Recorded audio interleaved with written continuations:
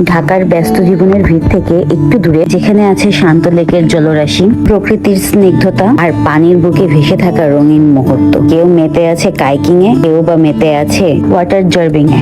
এই হলো উত্তরা দিয়াবাড়ির জাদুকরী জায়গা। শুরু করছি আজকের video. Like, comment and subscribe করে আমাদের পাশে থাকবেন। আসসালামু আলাইকুম সবাইকে। সবাই কেমন আছেন? চলে আসলাম আবারও নতুন একটি ভিডিও নিয়ে। আমাদের আজকের ভিডিও ঢাকা উত্তরা দিয়াবাড়ি নিয়ে। বেশ কিছুদিন হলো ইউটিউব, ফেসবুকে উত্তরা দিয়াবাড়ির কথা শুনছি, তাই আমিও আর দেরি না করে চলে আসলাম উত্তরা দিয়াবাড়িতে। এমন কি আছে এই জায়গাতে তা দেখতে। দিয়াবাড়ি সম্পর্কে নতুন করে বলার কিছুই নেই। খুবই সুন্দর জায়গা, খোলামেলা পরিবেশ আর অসংখ্য রেস্টুরেন্টে ভরা। এখানে আরো নানা ধরনের অ্যাক্টিভিটিস করা যাচ্ছে, যেমন ওয়াটার জার্বিং, কায়াকিং। আজকে আমরা অ্যাক্টিভিটিস গুলো উপভোগ করব এবং আপনাদেরকেও দেখাবো। ওয়াটার জার্বিং এর সামনে প্রচুর পরিমাণ মানুষের ভিড় জমেছিল। আর হ্যাঁ, আমরা বসুন্ধরা থেকে এসেছি। আপনারা ঢাকার যে কোনো স্থান থেকে আসতে পারবেন, মেট্রো বা বাসে করে। আমরা বাসে করে এসেছি। আপনারা যারা মেট্রোতে করে আসবেন তারা উত্তরা উত্তর মেট্রো স্টেশনে নেমে পড়বে, আর মেট্রোর পাশেই পেয়ে যাবেন লেক। আমরা এখন কায়াকিং করব। কায়াকিং করার জন্য পার পার্সন 100 টাকা করে টিকিট কেটে নিলাম। এখানে অনেক মানুষ লাইন ধরে দাঁড়িয়ে আছে। গোধূলি বিকেলে রক্তিম সূর্যের আলোতে ভেসে বেড়ায় মানুষ শান্ত লেকের বুকেতে।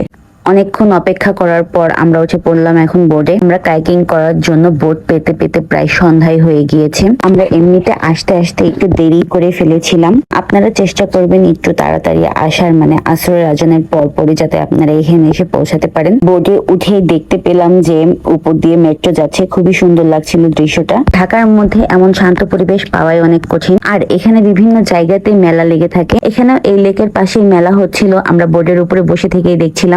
এখানে প্রচুর পরিমাণে দর্শনার্থীরা ছিল, যারা কায়াকিং বা ওয়াটার জার্বিং করছিল না, যারা করছিল তাদেরকে দেখছিল তারা দাঁড়িয়ে দাঁড়িয়ে। আমরা বোর্ড নিয়ে চলে আসলাম ওয়াটার জার্বিং এর সামনে। আমরা কিছুক্ষণ সময় বোর্ডে বসে ওয়াটার জার্বিং দেখছিলাম, কারণ আমাদের আসতে দেরি হয়ে গিয়েছিল। আমরা আর ওয়াটার জার্বিং করতে পারিনি। আমরা শুধু কায়াকিংই করেছিলাম ওই দিন। আপনারা যদি ওয়াটার জার্বিং, কায়াকিং, বোটিং এই ধরনের অ্যাক্টিভিটি গুলো সবই করতে চান, তাহলে আপনাদেরকে অবশ্যই হাতে সময় নিয়ে আসতে হবে। আমরা যেদিন গিয়েছিলাম সেদিন ওয়েদারটা অনেক সুন্দর ছিল, বাট আমরা যদি আর একটু আগে যেতে পারতাম তাহলে আরো অনেক ভালো হতো। রাতের আধারে কায়াকিং করেও কিন্তু খারাপ লাগেনি। আমার কাছে বেশ ভালো লেগেছে। ঝলমলে লাইটের আলোগুলো পানিতে পড়ে যেন আরো অন্যরকম একটি সৌন্দর্য এনেছে। আরো ভালো লাগে যখন আলোয় ঝলমলে মেট্রো রেল গুলো চলে যায় তখন। আমাদের ভিডিওতে বেশি বেশি লাইক, কমেন্ট এন্ড সাবস্ক্রাইব করবেন।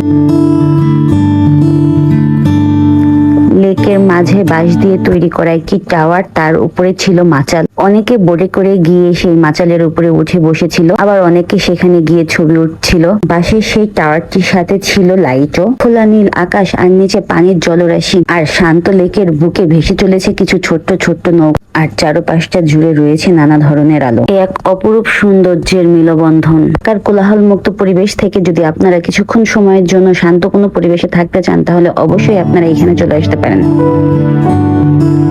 আমরা অনেকটা সময় কায়াকিং করলাম। কায়াকিং করা শেষ করে চলে আসলাম মেলার দিকে। এই লেকের পাশে যে মেলা হচ্ছিল তা অল্প জায়গা নিয়ে। দিয়াবাড়িতে আরো অন্য অন্য জায়গায় মেলা হচ্ছিল বেশ বড় জায়গা নিয়ে। আপনাদের হাতে যদি বেশি সময় থাকে আপনারা সেই সব মেলাগুলো ঘুরে দেখতে পারেন।